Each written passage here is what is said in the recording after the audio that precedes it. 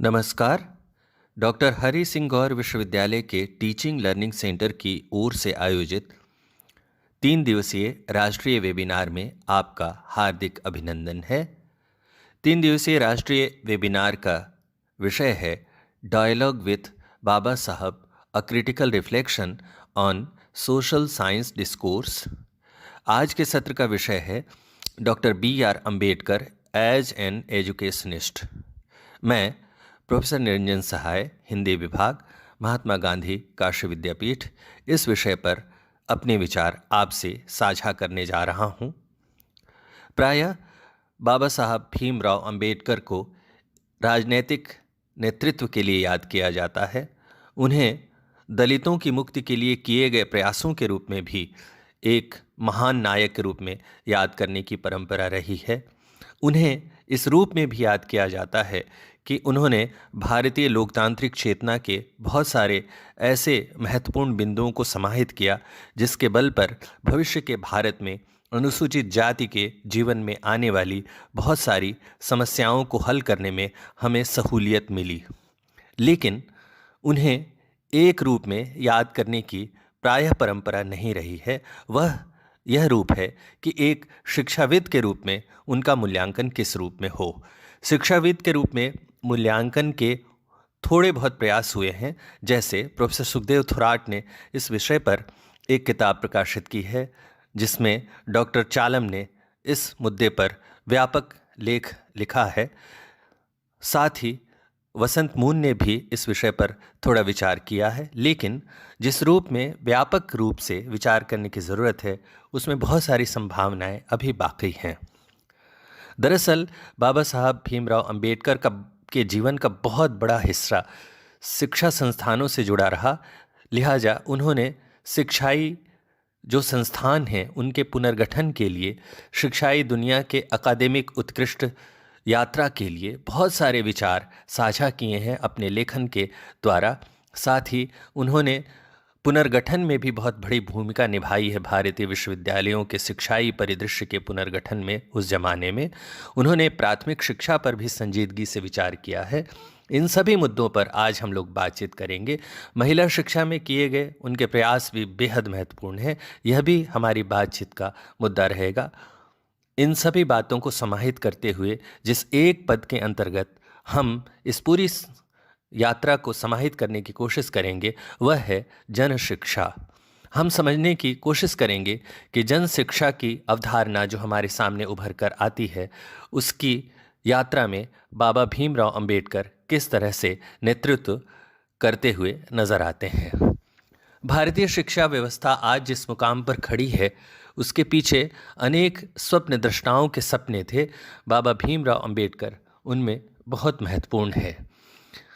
पारंपरिक रूढ़िवादी शिक्षा व्यवस्था के समानांतर लोकतांत्रिक मूल्यों पर आधारित शिक्षा व्यवस्था के प्रति जिन विचारकों ने अपनी प्रतिबद्धता जाहिर की उसके दलित शोषित पक्ष की ओर ध्यान देने वाले विचारकों में महात्मा ज्योतिबा फूले, नारायण गुरु और भीमराव अंबेडकर का नाम सर्वोपरि है।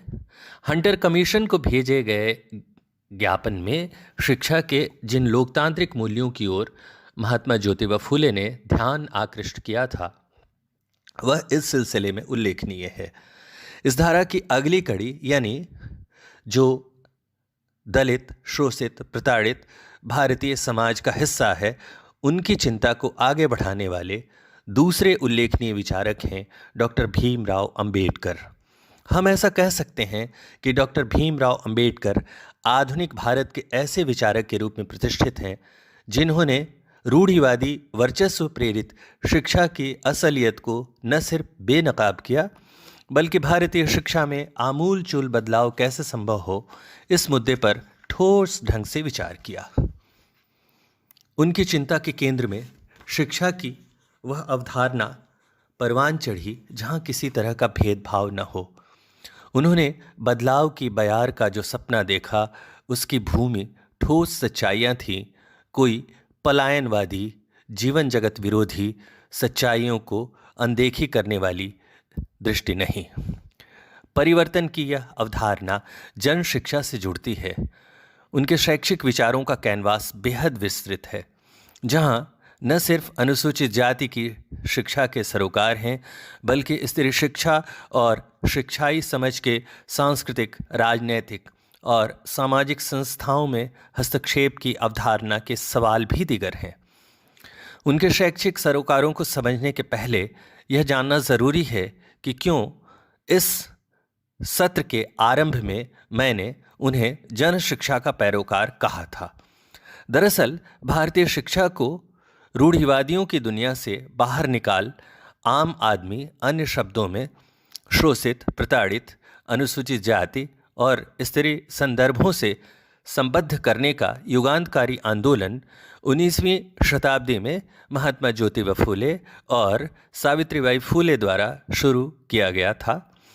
डॉक्टर भीमराव अंबेडकर इस विरासत के स्वाभाविक उत्तराधिकारी के रूप में शिक्षाई संसार में आए।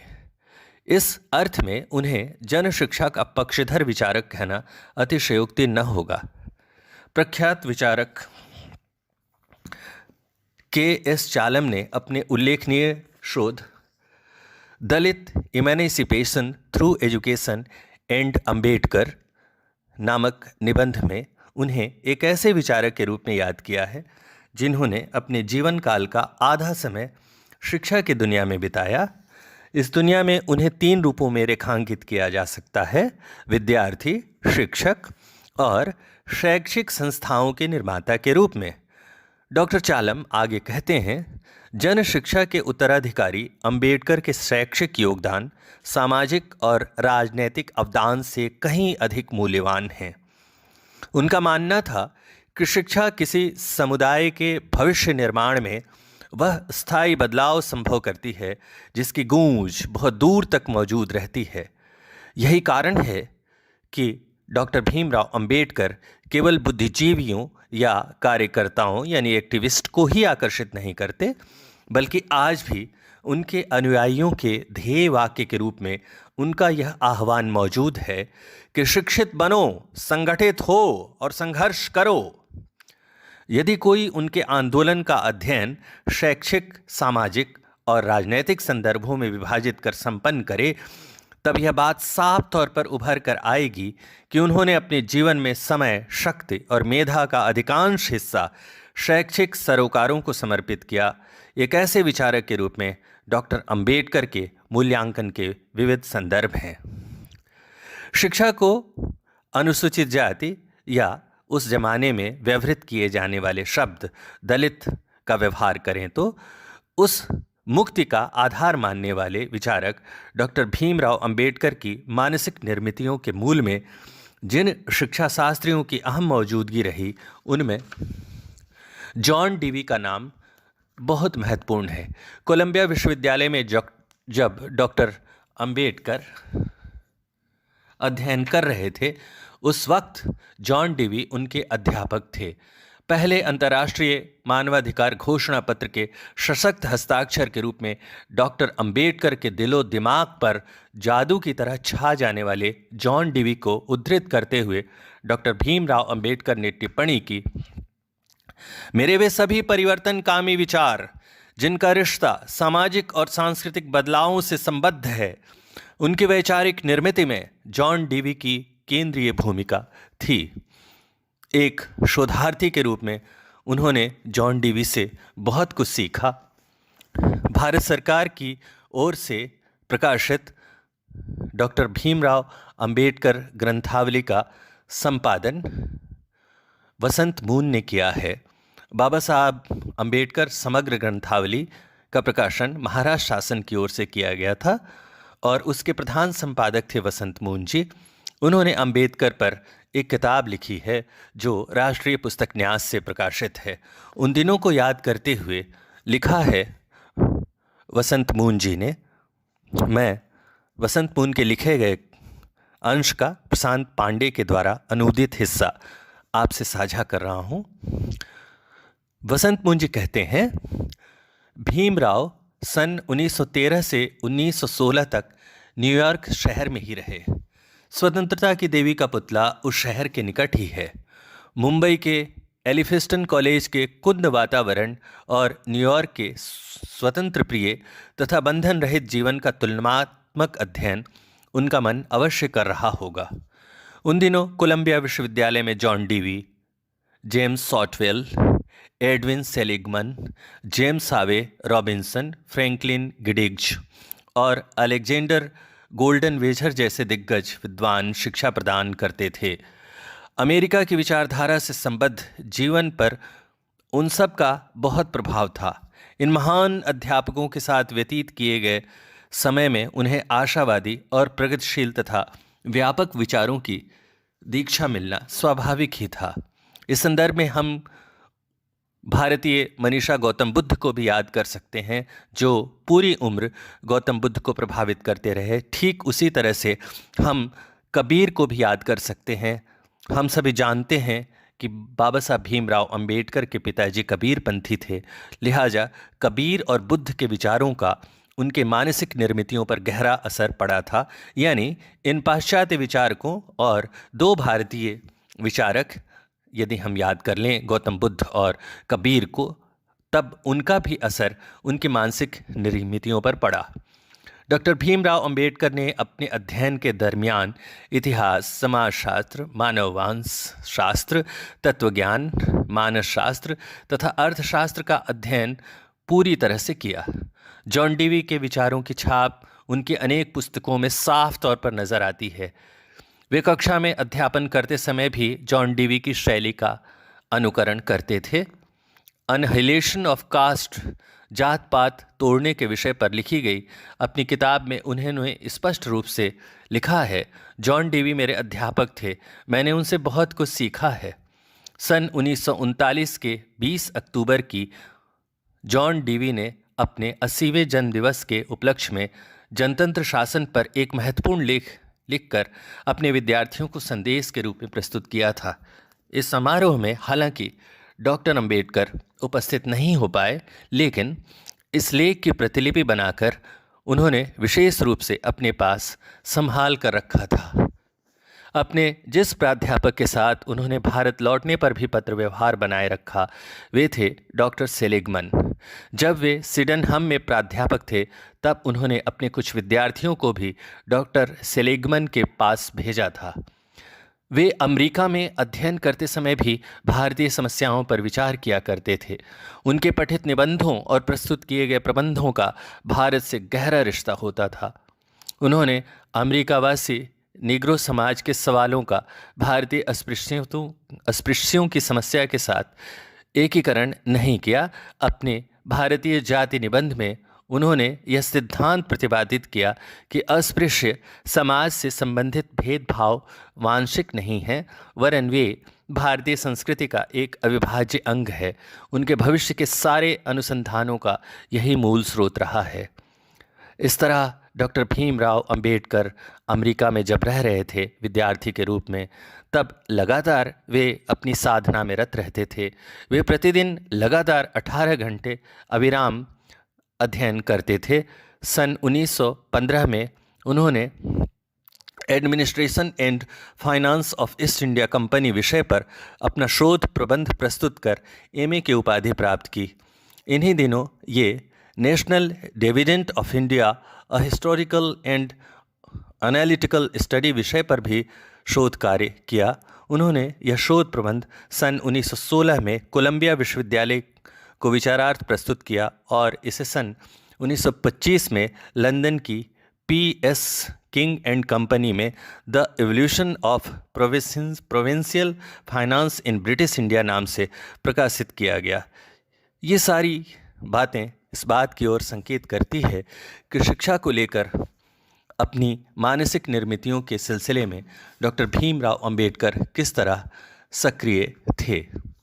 हम कह सकते हैं कि एक शोधार्थी के रूप में अर्थशास्त्र के गहन अध्ययन ने उन्हें एक प्रखर हस्तक्षेप धर्मी विचारक के रूप में उस समय रूपांतरित कर दिया जब उन्होंने 1927 में मुंबई असेंबली में जनप्रतिनिधि के रूप में प्राथमिक शिक्षा पर किए जाने वाले व्यय के संदर्भ में अपना मत रखा। उन्होंने अपने ऐतिहासिक संबोधन में कहा, मैं जोरदार तरीके से अपना यह मत रखता हूं कि प्राथमिक शिक्षा पर सरकार द्वारा किया जाने वाला व्यय नाकाफी है और उसमें कम से कम इतनी बढ़ोतरी जरूर होनी चाहिए जितना मद सरकार एक्साइज रेवेन्यू से प्राप्त करती है। हम कह सकते हैं डॉक्टर अंबेडकर का यह हस्तक्षेप उन्हें अर्थशास्त्री ही नहीं, एक ऐसे शैक्षिक विचारक के रूप में स्थापित करता है जिसकी चिंता जन शिक्षा है, न कि वह शिक्षा जो भारत में केवल सुविधा प्राप्त समूह को संबोधित करती थी। वे भारत के पहले ऐसे अर्थशास्त्री थे जिन्होंने बजट का आनुपातिक अध्ययन कर उसे शैक्षिक संदर्भों में किए जाने वाले व्यय से जोड़ा। उन्होंने 1916-17 में 1922-23 तक के मुंबई प्रेसिडेंसी के वार्षिक बजट का गहन अध्ययन करते हुए बताया कि इस दरमियान सरकार महज 14 आना प्रति व्यक्ति प्रति वर्ष शिक्षा पर व्यय करती रही, जबकि इसी दौरान एक्साइज ड्यूटी से वह प्रति व्यक्ति प्रति वर्ष 2.17 रुपये प्राप्त करती रही। उनका यह तर्क बहुत महत्वपूर्ण था, जो इस बात की चिंता करता हुआ नजर आता है कि अप्रत्यक्ष करों से प्राप्त या अन्य करों से प्राप्त मद को शिक्षा हित में किस तरह से व्यय किया जा सकता है या किया जाना चाहिए। प्राथमिक शिक्षा सभी बच्चों के लिए अनिवार्य और निःशुल्क हो, इसकी वकालत करते हुए उन्होंने यह भी कहा कि प्राथमिक शिक्षा का उद्देश्य यह है कि कोई भी विद्यार्थी जो स्कूल में दाखिला लेता है वह तब तक शिक्षित न हो पाए, जब तक शिक्षित न हो पाए तब तक स्कूल न छोड़ सके। शिक्षित होने का अर्थ है पूरे जीवन भर शिक्षित बने रहना। ध्यान देने की बात है, वे पहले अर्थशास्त्री हैं जिन्होंने प्राथमिक शिक्षा के ड्रॉप आउट विद्यार्थियों का अध्ययन करते हुए बताया कि यह 82% है। उनका यह आकलन तथ्यों पर आधारित था, जो कि 1922-23 सत्र पर आधारित था। अपने अध्ययन में उन्होंने बताया कि ड्रॉप आउट विद्यार्थियों का जो प्रतिशत है वह 42 है। यह पहला अध्ययन था जो प्राथमिक शिक्षा के ड्रॉप आउट विद्यार्थियों पर केंद्रित था। शिक्षा में दिलचस्पी रखने वाले तत्कालीन चिंतकों के लिए यह तथ्य झकझोर देने वाला था। क्या यह संभव है कि उन्हें हर क्षेत्र का महान चिंतक बताने के लिए सीधे शब्दों में बस यही कहा जाए कि शिक्षा पर व्यय होने वाले मद के बारे में उन्होंने गहन अध्ययन करते हुए इस व्यय को बढ़ाने की बात की और उस वक्त सरकार द्वारा एकत्रित किए गए रेवेन्यू के सिलसिले में इसे व्याख्यायित करने की कोशिश की। बड़े बड़े शब्दों से किसी विचारक से अभिभूत होने की गंध ज़्यादा आती है बजाय उसका सही मूल्यांकन करने के। यह बात डॉक्टर भीमराव अंबेडकर पर भी लागू होती है। हम उन्हें अर्थशास्त्री के रूप में, दार्शनिक के रूप में बात करते हुए प्रायः मोहित हो जाते हैं और इन सभी संदर्भों का मूल्यांकन तो करते हैं, लेकिन शिक्षा की दुनिया में जो उनके परिवर्तनकामी विचार हमें प्रेरित करते हैं उस मुद्दे पर हम इस तरह से विश्लेषण नहीं करते जिस तरह से विश्लेषण किया जाना चाहिए। उन्होंने शिक्षा के व्यावसायीकरण के घातक रूप की ओर भी ध्यान आकर्षित किया था और आंकड़ों का विश्लेषण करते हुए कहा था कि शिक्षाई बजट का 31 से 36% हिस्सा विद्यार्थियों से फीस के रूप में वसूला जाता है, जिसका सीधा असर उन बच्चे बच्चियों पर पड़ता है जो समाज के प्रताड़ित, शोषित और निर्धन तबके से आते हैं। उन्होंने बहिष्कृत हितकारिणी सभा की ओर से प्रताड़ित और शोषित तबके की शिक्षा के संदर्भ में एक स्मरण पत्र 1928 में शिक्षा आयोग को प्रस्तुत करते हुए हंटर कमीशन के समक्ष पेश किए गए उस स्मरण पत्र की याद दिलाई, जिसमें राज्य द्वारा दलितों को अनिवार्य प्राथमिक शिक्षा की मांग प्रस्तुत की गई थी। उन्होंने इसे समाज में व्याप्त असमानता का एक प्रमुख कारक बताते हुए कहा था कि समाज में असमानता समाप्त करने का उपाय है प्रताड़ित समूह, यानी आज की भाषा में कहें तो अनुसूचित जाति और उस जमाने की भाषा में कहें तो दलित समाज को यातनाएं दी गई। उन्हें आर्थिक और सामाजिक रूप से ही नहीं, हर तरह से पंगु बना दिया गया। इसीलिए समय का तकाजा है कि सरकार उन्हें विशेष सहूलियतें प्रदान करें। भविष्य के भारत के निर्माण में गैर बराबरी से लड़ने वाले और समानता के लिए संघर्ष करने वाले विचारकों के लिए डॉक्टर भीमराव अंबेडकर की ये तार्किक और तथ्यपरक दलीलें बेहद मूल्यवान साबित हुईं। के एस चालम जैसे दलित शिक्षाविद टिप्पणी करते हैं, मैं उनके तर्क से पूरी तरह सहमत हूँ। भारत के अधिकांश दलित आज भी या तो शैक्षिक सहूलियतों के अभाव में शिक्षा प्राप्त नहीं करते या फिर महज स्कूली शिक्षा ही पूरी कर पाते हैं। उनके लिए उच्च शिक्षा असंभव ही रहती है। ऐसे में दलित शोषित तबके के लिए सस्ती उच्च शिक्षा उपलब्ध हो, यह व्यवस्था राज्य को उपलब्ध करानी चाहिए। यदि किसी समाज का एक बड़ा हिस्सा वंचित तबके के अभिशाप तले जीवन यापन करे, तब उस समाज का जीवित रहना मुश्किल है। ऐसे में शिक्षा परिवर्तनकामी भूमिका निभाती है, जिसके लिए डॉक्टर भीमराव अंबेडकर विशेष तौर पर सचेत रहे। हम यह भी विचार करने का प्रयास करें कि उन्होंने संस्थानों के गठन के संदर्भ में अपने किस तरह के विचार रखे। यह गौर करने वाली बात है कि उन्होंने प्राथमिक शिक्षा के विभिन्न पहलुओं के बजट, साथ ही उसमें शामिल होने वाले समूह, राज्य की भूमिका, जन कल्याणकारी नीतियाँ, इन सभी विषयों पर विचार तो किया ही, उन्होंने यह भी समझाने की कोशिश की, विश्लेषित करने की कोशिश की। उनके शोध इस दिशा में भी हमें ले गए कि किस तरह से विश्वविद्यालय शिक्षा का प्रारूप तैयार होना चाहिए, किस तरह से विश्वविद्यालय शिक्षा के जो सांगठनिक ढांचे हैं उनका निर्माण होना चाहिए। साथ ही एक स्वतंत्र विचार की क्या भूमिका होती है शिक्षाई संस्थानों में। इन सभी बिंदुओं पर उनकी निगाह गई और उन्होंने इस बात पर भी जोर देने की कोशिश की कि किस तरह से एक स्वतंत्र चेता व्यक्ति शिक्षाई अनुभवों से हासिल उपलब्धियों और विश्लेषण और तर्क की योग्यता आदि के कारण एक ऐसे लोकतांत्रिक नागरिक में रूपांतरित हो जाता है जिससे भविष्य के सुनहले संसार को प्राप्त करने में सहूलियत होती है। डॉक्टर भीमराव अंबेडकर ने विश्वविद्यालय शिक्षा के संदर्भ में गहन विचार किया और अनेक मूल्यवान निष्कर्ष दिए जिनसे परिचित होना जरूरी है। उनकी नज़र में विश्वविद्यालय विद्वान विदुषियों का ऐसा केंद्र होता है जहां अग्रगामिता यानी समग्र समाज को आगे ले जाने की संकल्पना। उन्हें फिर से हम लोग समझने की कोशिश करें। उनकी नज़र में, यानी डॉक्टर भीमराव बाबा साहब अंबेडकर की नज़र में, विश्वविद्यालय विद्वान विदुषियों का ऐसा केंद्र होता है जहां अग्रगामिता की राह उपलब्ध होती है और जहां ज्ञान का प्रसार होता है। उन्होंने विश्वविद्यालय के विद्यार्थियों में 4 गुणों के अनिवार्यतः मौजूद रहने की बात की। यह बहुत महत्वपूर्ण है। इन्हें हम लोग ध्यान से समझने, देखने और विश्लेषित करने की कोशिश करेंगे। बाबा भीमराव अंबेडकर का यह मानना था कि विश्वविद्यालय के विद्यार्थियों में ये 4 गुण अनिवार्यतः होने चाहिए। पहला गुण जिसकी ओर इशारा करते हैं बाबा साहब, वह यह है उनमें यानी विद्यार्थियों में असमानता के मुद्दे और स्वाधीन चेतना के पक्ष में सवाल उठाने की ऐसी योग्यता का अभ्यास होना चाहिए जिस पर किसी मोहग्रस्त सिद्धांत की छाप न हो।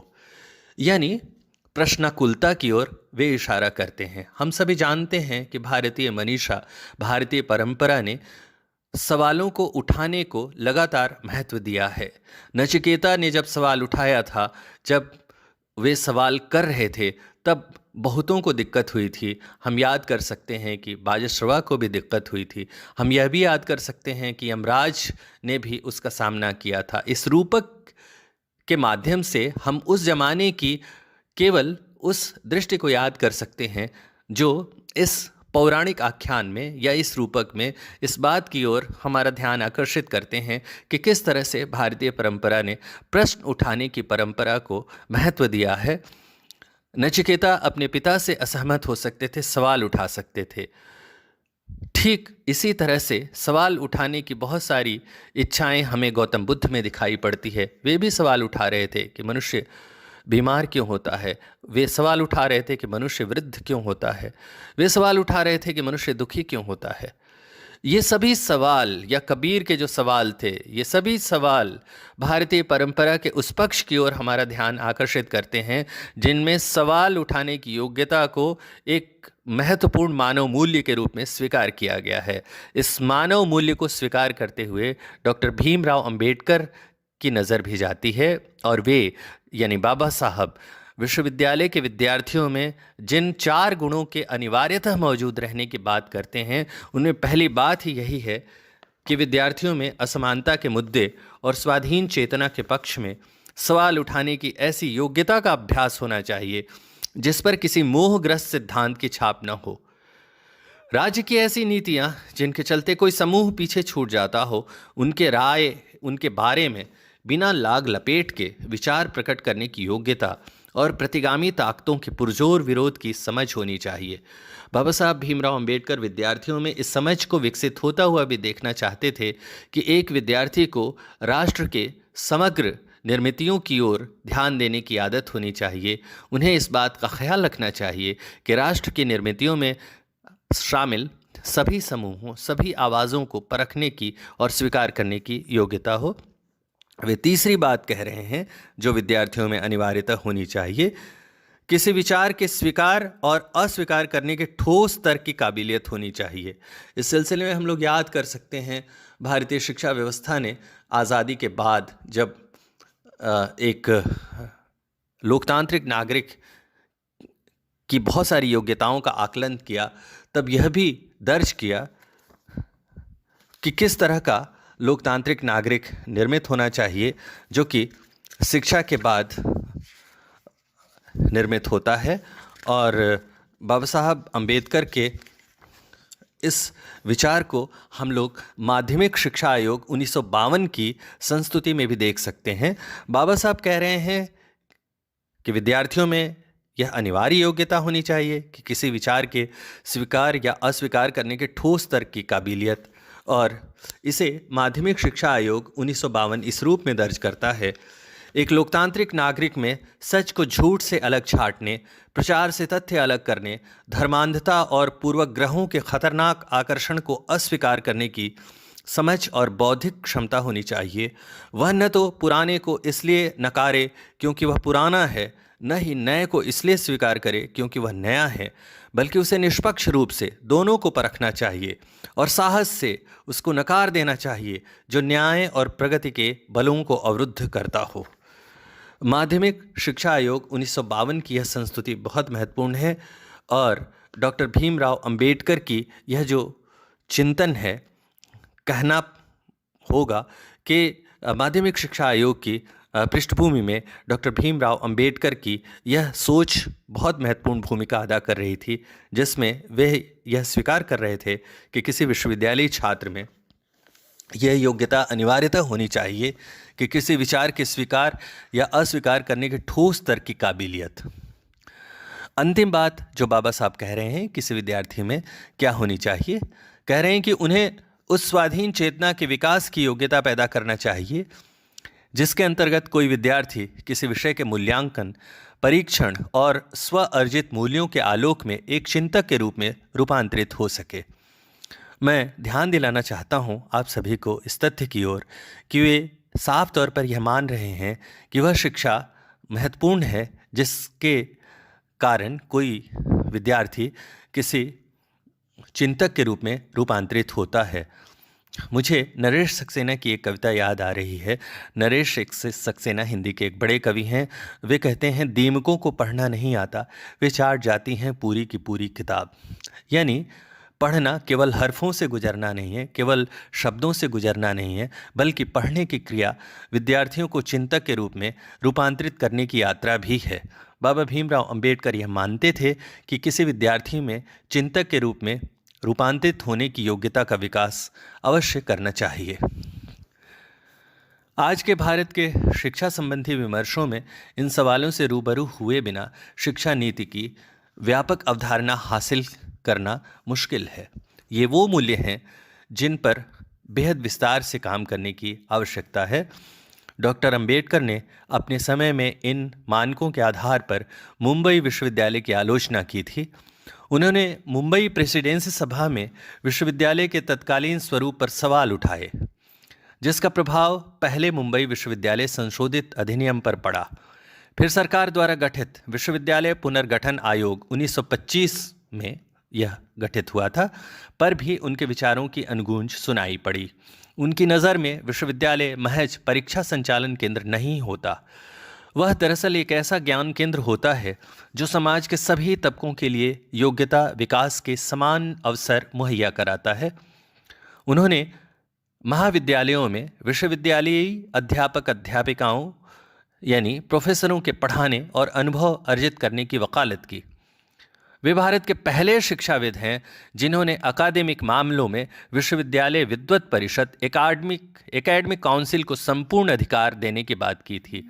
उनके पहले किसी विचारक ने यह पेशकश नहीं की थी कि विश्वविद्यालय के जो अकादमिक मामले हैं उसमें निर्णय करने का अधिकार, संपूर्ण निर्णय का अधिकार विश्वविद्यालय विद्वत परिषद को होना चाहिए। उन्होंने विश्वविद्यालय के सभी अकादमिक और प्रशासनिक पदों पर अध्यापकों की नियुक्ति यानी अध्यापिकाओं की भी नियुक्ति का प्रस्ताव रखा। उन्होंने अपने विचारों के आलोक में सरकार को एक समग्र और हस्तक्षेप धर्मी विश्वविद्यालय शिक्षा का प्रस्ताव रखा। 1926 में उन्होंने कराची समेत देश के अन्य भागों में 10 विश्वविद्यालयों के गठन का प्रस्ताव रखा। विश्वविद्यालयों में विभिन्न स्कूलों, जिन्हें आज कहीं कहीं अध्ययन पीठ भी कहा जाता है, विश्वविद्यालयों में विभिन्न स्कूलों यानी अध्ययन पीठों के गठन की अवधारणा पहली मर्तबा डॉक्टर अंबेडकर ने ही प्रस्तुत की थी। यह विचार उन्होंने मुंबई विश्वविद्यालय के पुनर्गठन के दरमियान प्रस्तुत किया था, जिसके आलोक में वहाँ विभिन्न अध्ययन पीठ बने या स्कूल बने। स्त्री शिक्षा के संदर्भ में भी उनकी राय स्पष्ट थी। एक ऐसे समाज में जहाँ हाशिए के लोगों और स्त्रियों के लिए शिक्षा का दरवाज़ा बंद हो, वहाँ अंबेडकर का यह कहना मायने रखता है कि शिक्षा जितनी लड़कों के लिए ज़रूरी है उतनी ही लड़कियों के लिए भी। वे पुरुषों की अपेक्षा स्त्री शिक्षा पर अधिक बल देते हुए कहते थे, एक पुरुष के शिक्षित होने का अर्थ है अकेले शिक्षित होना, जबकि एक स्त्री के शिक्षित होने का अर्थ है पूरे परिवार का शिक्षित होना। वे लड़के और लड़कियों के लिए समान शिक्षा के पक्षधर थे। एक शिक्षा शास्त्री के रूप में उन्होंने उन विचारों पर अमल किया जिसकी उन्होंने शिक्षा दी। अपने संदेशों को व्यापक जन तक पहुंचाने के उद्देश्य से उन्होंने जन शिक्षा समूह पीपल्स एजुकेशन सोसाइटी का गठन किया। इस समूह ने अनेक शिक्षाई संस्थानों का गठन किया। संस्थानों की शिक्षा का दायरा बेहद व्यापक था, जिसके अंतर्गत विभिन्न अनुशासनों के अध्ययन की अवधारणा ने आकार लिया। इनमें Siddharth college of arts and science, Siddharth college of commerce and economics, Siddharth college of law जैसे संस्थान उल्लेखनीय हैं। एक उल्लेखनीय शिक्षाविद के रूप में डॉक्टर भीमराव अंबेडकर ने शिक्षाई इतिहास के एक बेहद महत्वपूर्ण बिंदु की तरफ भी हमारा ध्यान आकर्षित किया। उन्होंने कहा 1855 में अहमदनगर में अस्पृश्यों की शिक्षा की अवधारणा वजूद में आई और 1956 में धारवाड़ में एक अस्पृश्य ने उसे व्यापक स्तर पर आकार दिया। उन्होंने बरतानी हुकूमत की शिक्षा पद्धति और रूढ़िवादी शिक्षा पद्धति की आलोचना करते हुए कहा कि इन दोनों पद्धतियों ने शिक्षा को सुविधा प्राप्त तबकों, उस ज़माने की भाषा का इस्तेमाल करें तो सवर्णों तक सीमित कर दिया या तरजीह दी। उन्होंने पहली मर्तबा दलित समुदाय के लिए छात्रावास और स्कॉलरशिप के प्रावधानों की बात की। उन्होंने पहली बार लेबर पार्टी के चुनावी मैनिफेस्टो में दलितों के लिए अनिवार्य और निःशुल्क शिक्षा की बात की। इस तरह भारत में पहली बार किसी पार्टी ने शिक्षा को अपने मैनिफेस्टो में स्थान दिया। उनके सपनों को उस वक्त एक मजबूत आधार मिला जब भारत के संविधान में राज्य के नीति निर्देशक तत्वों के अंतर्गत अनुच्छेद 45 को शामिल कर सबके लिए अनिवार्य और निःशुल्क शिक्षा के प्रावधानों को संवैधानिक अधिकार दिया गया। असल में डॉक्टर भीमराव अंबेडकर अनुसूचित जाति या दलित और स्त्री शिक्षा के लक्ष्य को लोकतांत्रिक भारत में अपनी विभिन्न अनुशंसाओं के माध्यम से पूरा करना चाहते थे, जिससे लोकतंत्र के आर्थिक, राजनीतिक और सामाजिक परिदृश्य में अनुसूचित जाति की भागीदारी अनिवार्यतः सुनिश्चित हो। साथ ही समाज की जो व्यापक शैक्षिक अवधारणा निर्मित हो, उनमें सभी समूहों के लिए जगह हो। स्वयं उनका जीवन इस बात का प्रमाण है कि कैसे शिक्षा एक परिवर्तनकामी विचारक को संभव करती है, जिसने सही अर्थों में जन शिक्षा की अवधारणा प्रस्तुत की और उसे हासिल करने के लक्ष्य सुनिश्चित किए। सर्वसमावेशी शिक्षा पद्धति निर्मित करने की जो भी अनुशंसाएं बनेंगी, उनमें डॉक्टर भीमराव अंबेडकर द्वारा किए गए प्रयासों को याद रखा जाएगा और उनकी की गई संस्तुतियों से भविष्य की नीतियों को बनाने में निश्चित रूप से बेहद सहायता मिलेगी। धन्यवाद।